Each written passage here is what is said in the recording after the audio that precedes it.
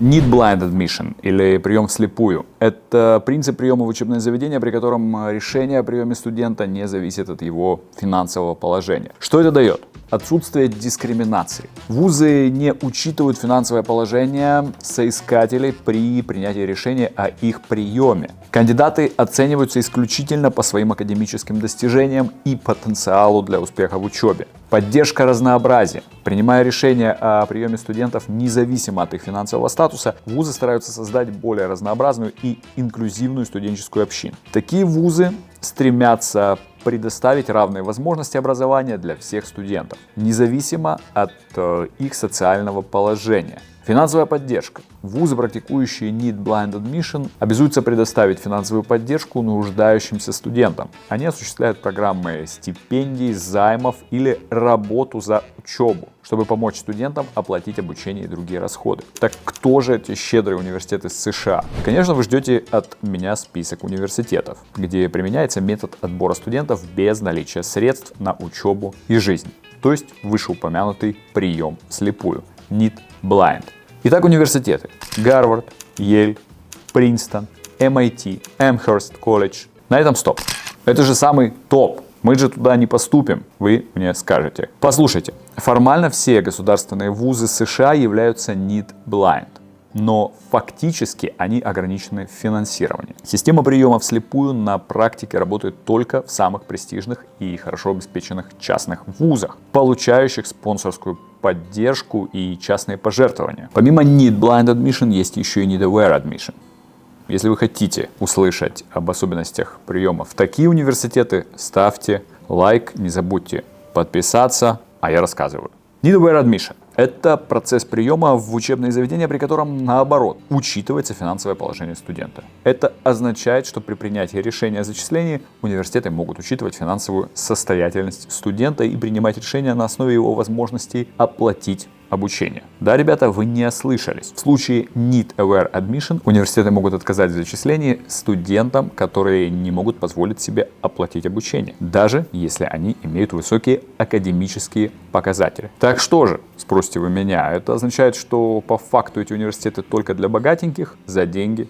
Да. И таких вузов большинство. Но есть несколько нюансов, на которые мы должны обратить внимание. Во-первых, средняя зарплата в США за 2023 год $3600. А во-вторых, для иностранцев учеба часто дороже, значительно дороже. Если вы американец, который живет в том же штате, где и находится вуз, то платить вы вообще будете сущие копейки. Так, например, университет Southern Connecticut State University для местного стоит $11 тысяч, а для иностранца около 25 тысяч.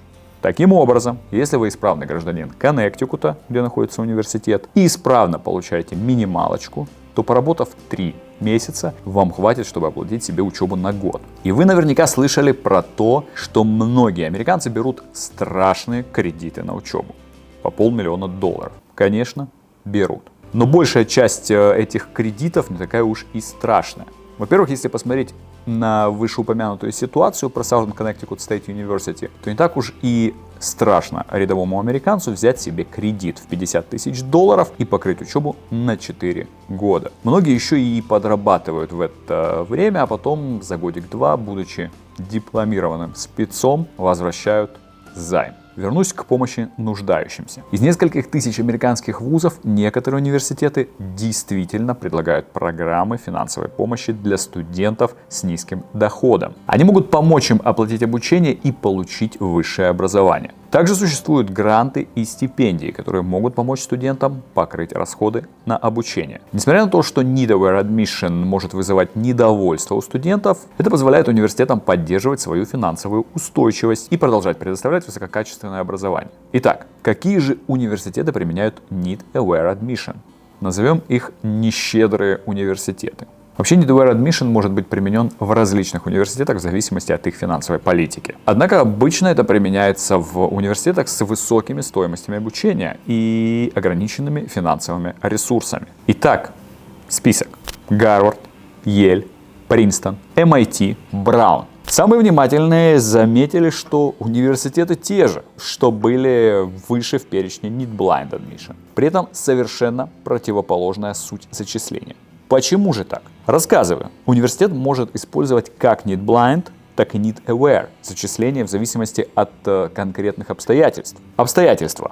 Приверженность многообразию. Вузы с твердой приверженностью к социально-экономическому многообразию могут склоняться к политике, не учитывающей финансовую обеспеченность студента.